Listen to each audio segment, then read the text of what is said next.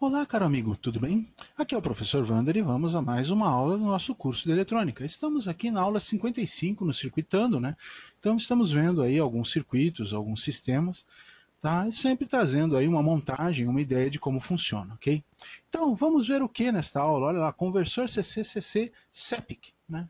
Então é um conversor onde eu entro com uma tensão, por exemplo, de 12 volts, é a tensão que eu uso aqui no meu laboratório como padrão, e ele permite a elevação ou a redução de tensão, uma coisa que nos outros conversores não é tão típico. Bem, falando um pouquinho, né?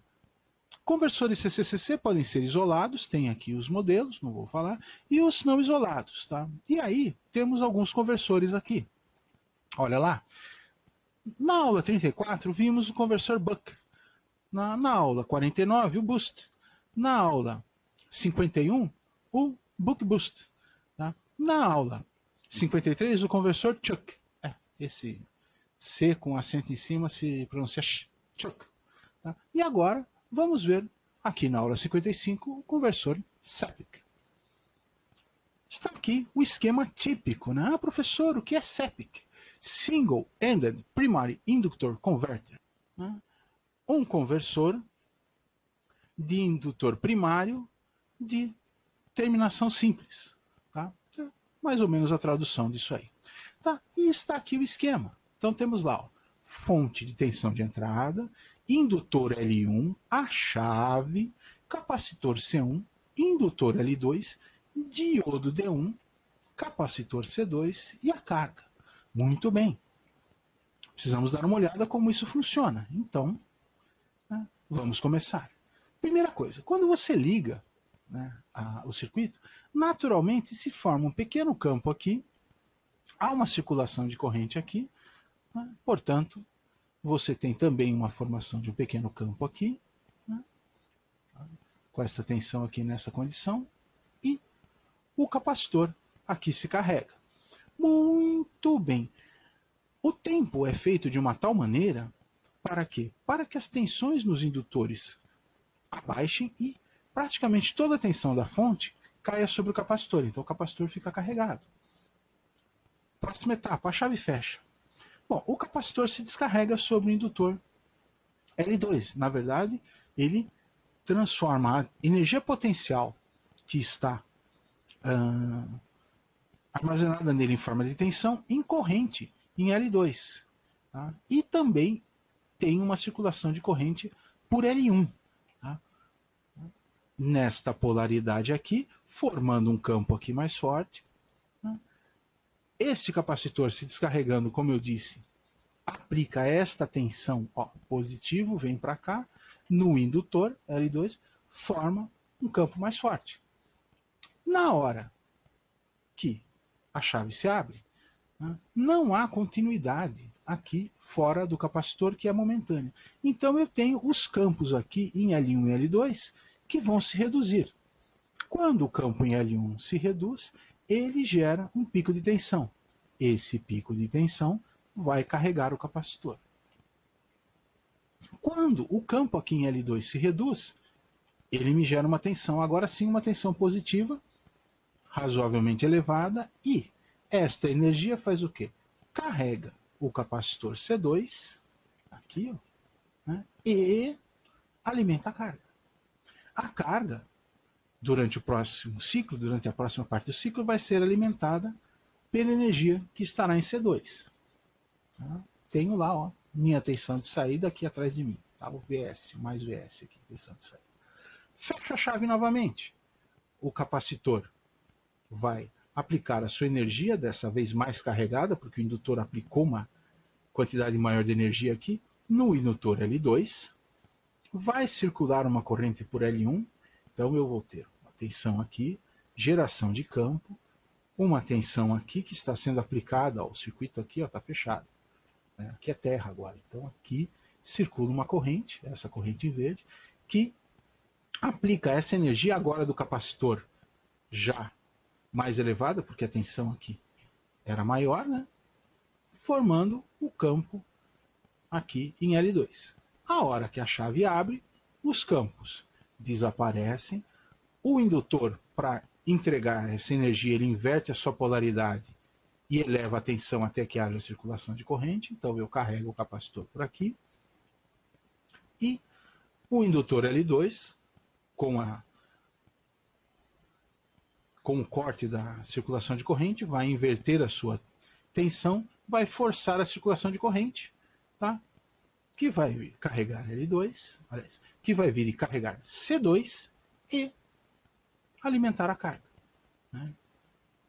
Tá lá o mais V aqui atrás de mim, a tensão de saída. Tá?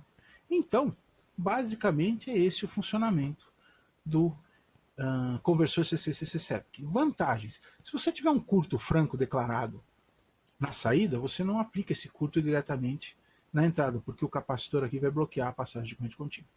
Tá? Você vai esforçar o indutor, a chave, mas né, não haverão grandes danos aí. Tá? Parâmetros de um circuito proposto, olha lá. Tensão de entrada, V, 12 volts. Tensão de saída, VS, 8 volts. Corrente de saída, IS, projetamos para meio ampere. Frequência de chaveamento, F, 100 kHz, em torno disso. Tá? Ondulação de corrente máxima nos indutores, tá? 100 mA. Ondulação de tensão para o capacitor C1, 0,16 volts, para o capacitor C2, 0,08. Tá? Queda de tensão no diodo, admitimos aqui 0,5 volts.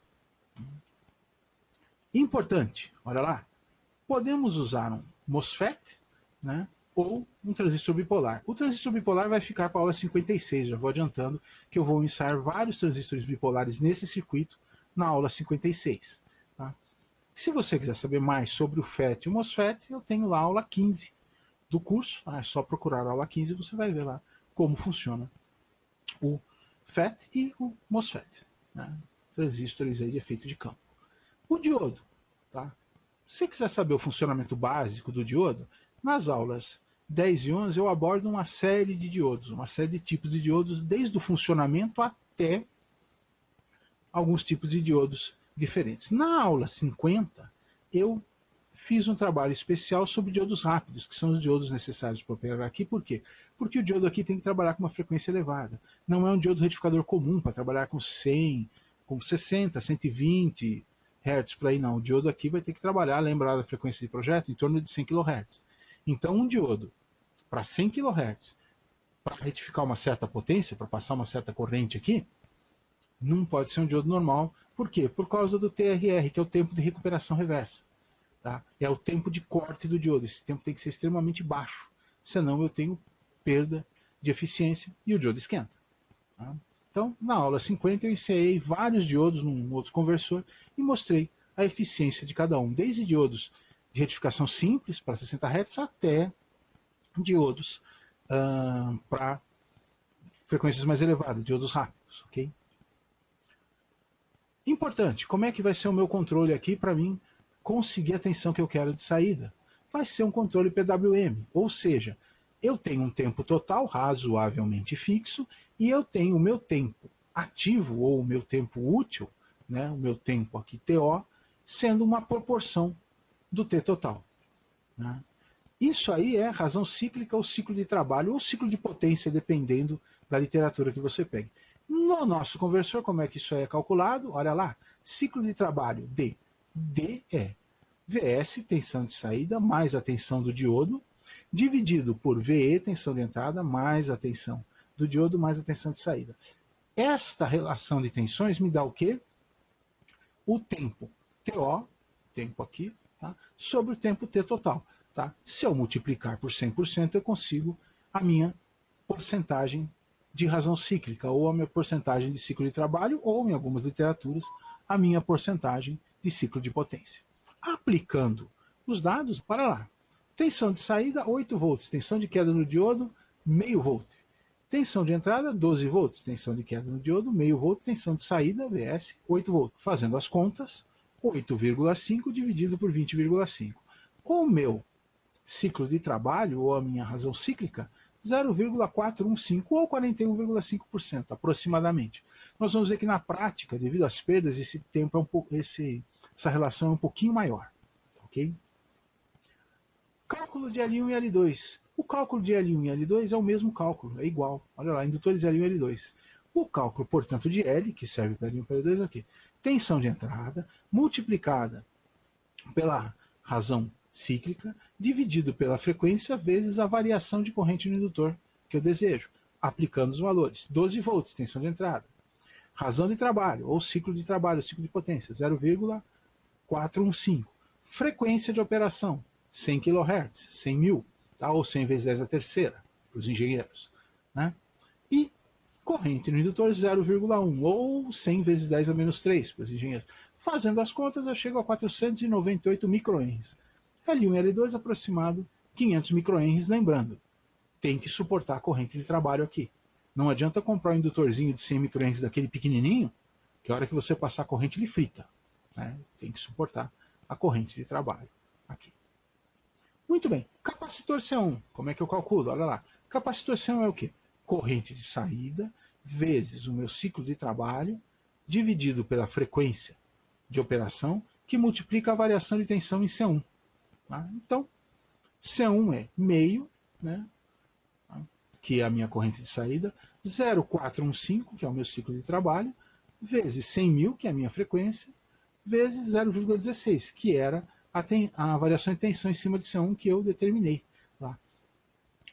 Capacitor C1 aqui calculado, 25,9 microfarads, 25,9 vezes 10 a menos 6 farad. Arredondando com o valor comercial, um pouquinho maior, sem problemas, 33 microfarads. Tá? Então, tá aí.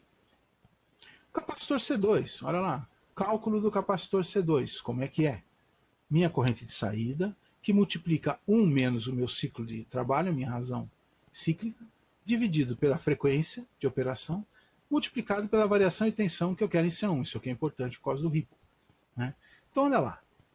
Minha corrente de saída, meio ampere, 1 menos 0,415, que é o meu ciclo de trabalho. Né? Dividido por 100 mil, a minha frequência vezes 0,1, que era a tensão que eu determinei lá como variação em cima de C1, que vai ser a tensão de variação em cima da carga. Né? Fazendo as contas aqui, né, eu chego a 73,1 microfarads. Indo para o valor comercial, 100 microfarads. Esse é o valor de C2. Muito bem, e está aqui o nosso circuito. Tá? Usei um 555, pode ser KA, LN, CA, NE 555, né, temporizador típico, numa conformação não muito comum, mas eu prefiro operar assim. Olha aqui, ó, pino 8, alimentação. Pino 4, reset, AVCC, não vai ser usado. Pino 1, terra. Pino 5 é aqui o meu ponto, onde o divisor interno de tensão aqui me coloca os 2/3 da tensão de alimentação para fora. Né? Lembrando, aqui dentro tem um divisor resistivo com 3 resistores de 5 kΩ, e aqui no pino 5 eu tenho acesso ao ponto entre o VCC e o primeiro resistor a partir dali. Então aqui eu tenho aproximadamente 2/3 da tensão de alimentação. Capacitor de CNF para tirar ruído. Né? Parte de temporização. Pino 3 é a minha saída. Resistor de 220 ohms, que vai me dar o meu tempo mínimo. Né? Um resistor de 5K ou 4K7, aí depende da montagem. No caso aqui no laboratório eu tinha 4K7. Né? Que carrega e descarrega o capacitor de 2N2, né, 2,2 nanofarads, através de 2 diodos, ou seja, a carga é feita por um lado e a descarga é feita pelo outro. E variando a posição aqui do meu trimpote, ou potenciômetro, no caso aqui eu apliquei um trimpote, né, embora o símbolo aqui seja de potenciômetro, né, eu consigo variar o ciclo mantendo a frequência razoavelmente constante. Aqui o pino 2 e o pino 6 que fazem o sensoriamento de 1/3 e 2/3 de tensão. O pino 7, que é o pino seria de descarga do capacitor, eu uso aqui para saída. Como ele é open collector, um coletor aberto, então eu tenho um transistor aqui só com o coletor apresentado aqui na saída.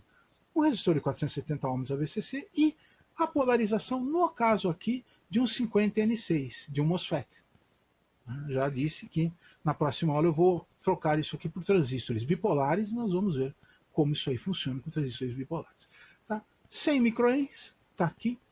Um indutor, outro indutor de 100 microhenries aqui, capacitor de 33 microfarads, por segurança coloquei 100 volts, né?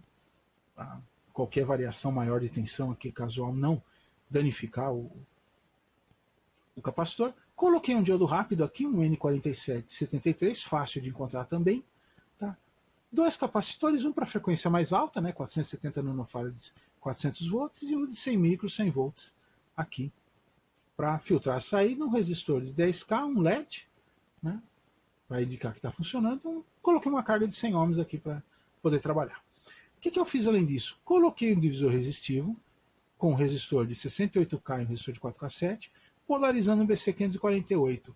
Qual que é a ideia aqui? Se a tensão aqui começar a subir muito, esse transistor aqui vai começar a conduzir. Quando ele começa a conduzir, ele baixa esse ponto de tensão aqui, reduzindo o meu ciclo de trabalho. Tá? Não é um controle de tensão perfeito. Tá? Não fixa a minha saída maravilhosamente 8 volts, mas ajuda bastante a absorver variações de carga. Tá? Então isso aqui é um circuito de controle de tensão. Olha lá. Controle PWM. Tá? Feito nessa parte aqui, como eu já tinha falado. Tem a fonte de alimentação e tem um capacitor de 1000 micro 25 volts para reduzir o ruído aqui também. Tá? Então, controle PWM, aqui. Parte de potência, aqui. E aqui o elo de realimentação. Tá? Muito bom. Qual que é a nossa ideia? Variando aqui o TO, que pode ser pequenininho ou ir aumentando, eu vou variar o D. Né? Já dito que o T aqui fica praticamente constante. Quando eu vario aqui o TO, eu vario a minha tensão de saída. Então, lá no laboratório, vocês vão ver que eu começo com o meu TO pequenininho aqui, com o mínimo, e vou aumentando. E é possível ver a tensão de saída a partir de ali de meio volt e chegar até os 8 volts, de acordo com a variação do tempo aqui. Tá?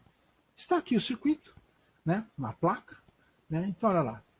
Poste do positivo, poste do negativo, capacitor de entrada, 1000 micros, ou, nesse caso aqui, um KA555, né? Capacitor de filtragem do pino 5, o trimpote, aqui os dois diodos, tá? De carga e descarga desse capacitor aqui, 2 nano 2, né? Aqui o BC548, que faz o elo de realimentação, aqui o resistor de 56K, né? Que pega aqui a tensão de saída e traz aqui para a base uma certa corrente para a base do BC. Está aqui o resistor de 4K7, que vai até um filtro extra aqui na base para evitar ruído, né? O resistor de 470 ohms, aqui, olha aqui, de ponta cabeça, o 50N06, o nosso MOSFET, né? Devidamente montado num conector parafusado e com um poste rosqueado aqui, para quê? Para ficar fácil de trocar, porque na outra aula eu vou trocar esse transistor aqui várias vezes por outros elementos. Tá? O capacitor de 33 microfarads, né? O capacitor de 100 micro de saída, capacitor de 470 NF, os dois indutores, L1 e L2, resistor de saída, aqui o resistor para acender o LED e aqui o LED. Senhores, lista de material vai estar na descrição do vídeo, então não preciso falar muito sobre ela aqui, todos os detalhes estão aqui. O que não está aqui? A placa e fios e pequenos jumpers de conexão, né? E a solda, o estanho, logicamente. Tá? Senhores, agora nós vamos para o Microlab dar uma olhadinha nesse cara funcionando, que é o professor Wander se despedindo. Senhores, tenham bons estudos, nos vemos no próximo vídeo. Olá, caro amigo, estamos aqui no Microlab, né? E vamos ensaiar aqui o conversor SEPIC. Olha lá, estou ligando aqui os cabos, ligando os cabos aqui do negativo, ali no poste do negativo, né?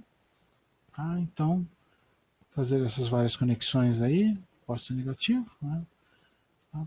Daqui a pouco vou fazer a conexão, chacoalhando a câmera, vou fazer a conexão do ciclo, né? Aqui, ó. Então vou pegar aqui o pino 3 do 555 para saber qual que é o meu ciclo de controle do PWM, né?